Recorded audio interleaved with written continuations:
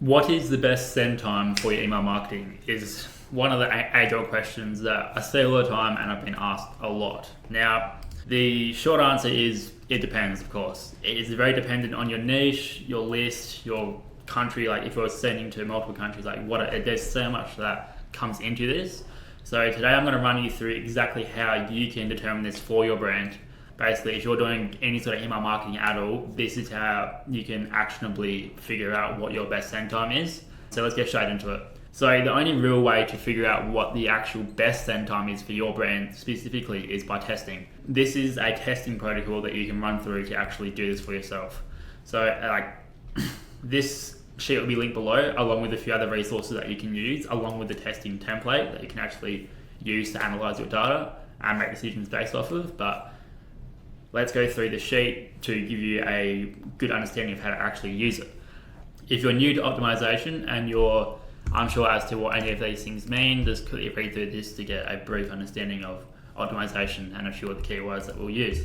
So the first thing I'll cover here is the testing setup / design. My recommendation is if you are running a list of less than 5,000 active contacts or sending to 5,000 active contacts consistently within your campaigns, within your email marketing, then you should only be testing 2 send times at a time. If you have any more than this, then you can pretty much test as much as you want. The minimum I would say is, again, like 2,000 to 3,000 contacts per variable or per send time test when it comes to how many contacts are actually getting sent to that one specific send time.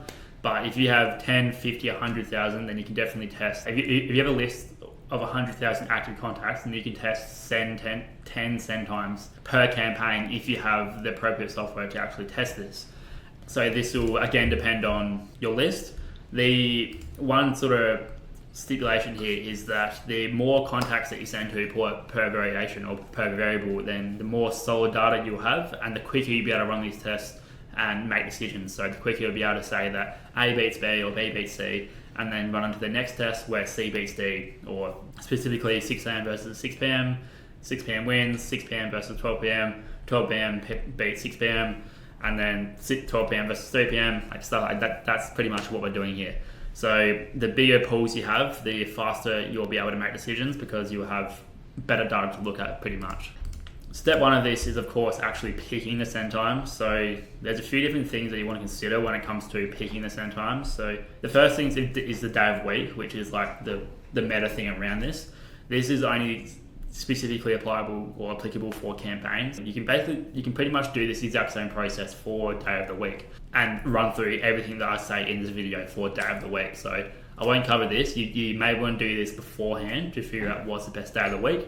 But when it comes to sending times specifically, so these are the things that you should be considering when you actually come to pick send times to test.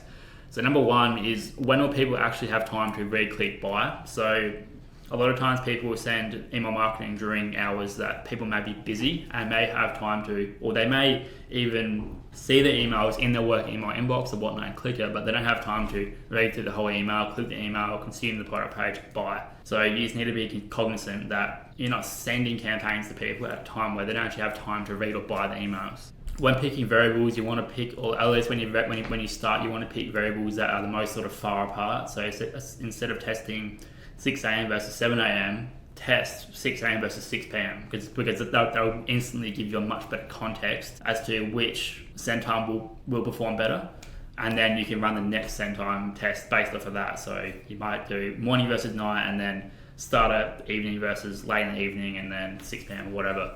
But don't pick variables in the very beginning that are like an hour apart or 2 hours apart. You're basically not going to learn as much by doing this. So the next thing we need to consider is traffic. So for many niches, 6 a.m. has been the sort of gold standard that people have been sending campaigns for a long time.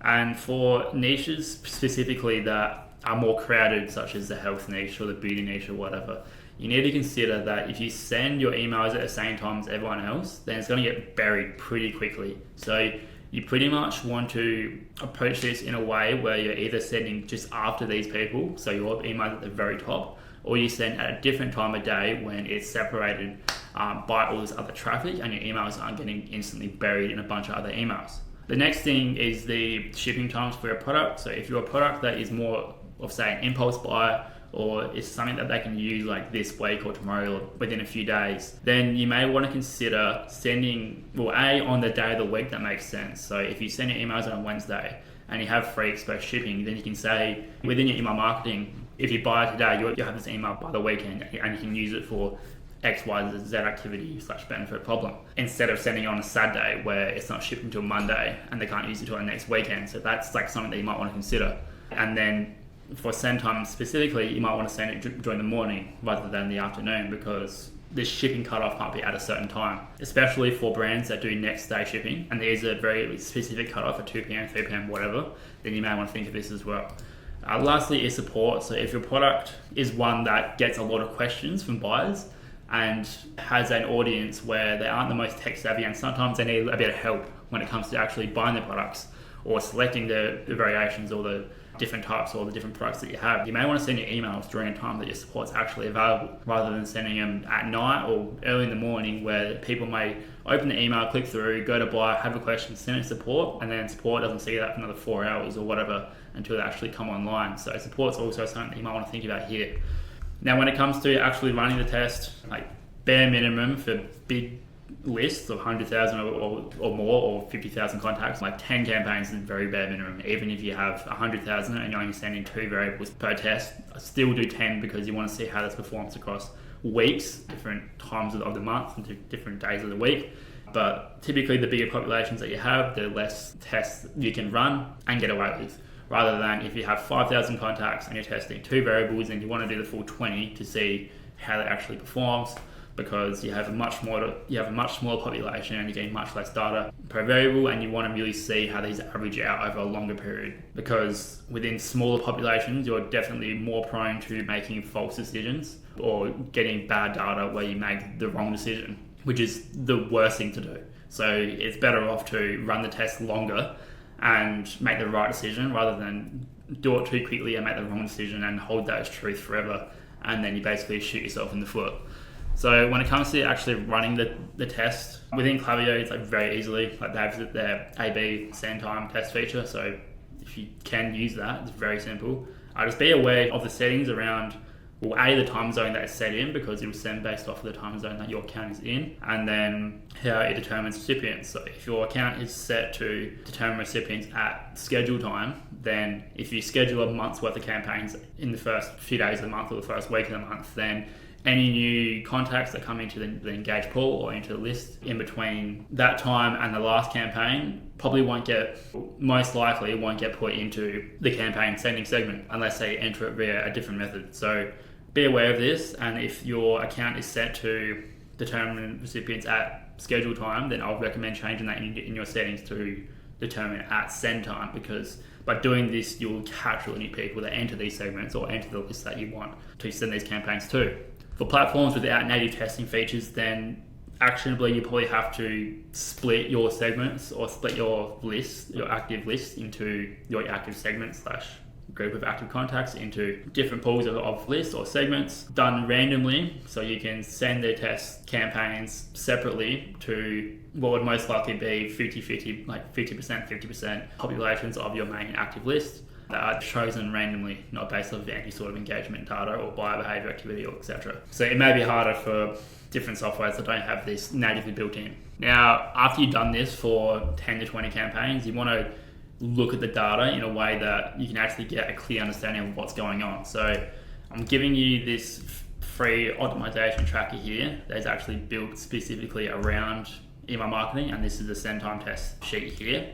There is actually a video that I've done going over this sheet and how to use it, so I'll link that below. And if you don't know how to look at data and look at results, or if you really just haven't got a clear understanding of statistics and how to look at data and analyze it, then I'll link another video below that goes over this at a very deep level. So if you're newer to marketing, or if you've got a new brand and you don't really understand this at a deep level, then I'd definitely recommend watching these videos, because it'll help you avoid a lot of common pitfalls. Especially another one I'll link is the attribution condition. So revenue attribution is very commonly misrepresented within e-com accounts, especially within our clients, which is health supplements. So You want to make sure that your revenue attribution is set up correctly. You want to understand how to look at results of data and of different statistics, and you want to know how to analyze this correctly so you can make better decisions and improve your marketing as a whole, rather than looking at data that's wrong or bad because your attribution is set up incorrectly and then making the wrong decisions and then so on and so forth. So use this sheet. It's a very easy, simple sheet. If you're testing more than 2 variations, then there's a way to make this applicable for that. So again, watch the video down below if you want to do this. But like literally, where the whole process of finding out or determining what your best send times are is just a process of elimination. So your A versus B, B1, B versus C, C1, C versus D, C1 again, C versus E, C1 again. If you do this like 2 or 3 times and the control keeps winning, then keep that, because at a certain point there's a time where the cost of testing just isn't worth it and you're better served by testing other things such as email from name or template. So again, the optimization guide is here for example of where this can go wrong if you don't know how to properly look at data and analyze it. So the common conception is that send times has the most effect on or only affects open rates as the main metric, but that's not true. So if we were only looking at open rates in this example here, we were testing 2 different send times, and open rates is the most obvious KPI that most people look at. But coming down to here, we can see that variation A's open rates average was 41.35% and variation B's was 41.99%. So if you're only looking at this, you would have seen these results and said, okay, variation B send time, so 12 p.m. send time got the most opens, so that's the best send time that we should use moving forwards. But variation A's click-through rates was much higher than variation B's click-through rates. So this comes back to what is the main metric we're actually optimizing for, or the North Star metric. And you want to really design your tests and make decisions based around this, because the whole point of email marketing is to really to get people to click through to your website and then to buy. We're not doing this. We're not making email marketing just to get good open rates or to get good click-through rates. This isn't the best example as revenue isn't tracked here, but you just want to approach it at a more holistic level to optimize for the right thing, which is click-throughs and revenue if it's tracked properly. So a really good test would be one like this. This test was testing 2 variables that were complete opposite. The revenue attribution was open/clicked 1 day, so they're very tight. If anything, it's under attributing, so we're not going to get any bad or false revenue data based off of this. And looking at the results, open rate 1, click-through rate 1, and revenue rate 1. So this is like a triple strike. This was guaranteed. This is the best variable that we should use moving forwards. And as you can see here, produced 20% more overall click-throughs and 80% more revenue. So like this is a very clean test, a very clear winner, and a very easy test to run, as it was super clear what the winner was. And then after this, we'll go back and do maybe 5 p.m. versus 7 p.m. or 5 p.m. versus 3 p.m. or 12 p.m. probably most likely, because that's like the next furthest away variable that still makes sense rather than 12 a.m. And that's literally what we're doing. We're just going through a process of elimination to figure out what that best send time is. Now, again, this is iteration. There will come a point where it's wasted efforts to try and get the next best send time. Like say after it can be as early as your 2nd or 3rd or even 4th send time test round, where you may be best served to transition your testing efforts into something more high leverage, say your email from name or template type or design or something like that, because there is definitely a point of diminishing returns when it comes to testing things like this, and it comes pretty quick, and it can come pretty quickly. So if you do 2-3 rounds of testing and the control keeps winning, stop, and really you should be considering at all times, is there a different higher leverage test that we can be running within our account or within the account that you're working in. So again, I'd recommend you come up here to watch this video to get a clear understanding of this. And then again, this sheet will be linked below. So the free sheet will be linked below that you can use. Just make a copy if you don't know how to do that. Very simple. File, make a copy, rename it to your own. Next, watch the optimization video if you don't know how to do optimization in depth and you don't really understand statistics at a higher level or a deeper level. If you're unaware about revenue attribution and where it can go wrong, then I definitely recommend watching that video. I'll also link below. But if you have any questions on this stuff at all, please feel free to leave a comment below or reach out to me specifically and I'll help you out. If you like this video, please feel free to give it a like, and if you want to see more, then feel free to subscribe. Alright, cheers.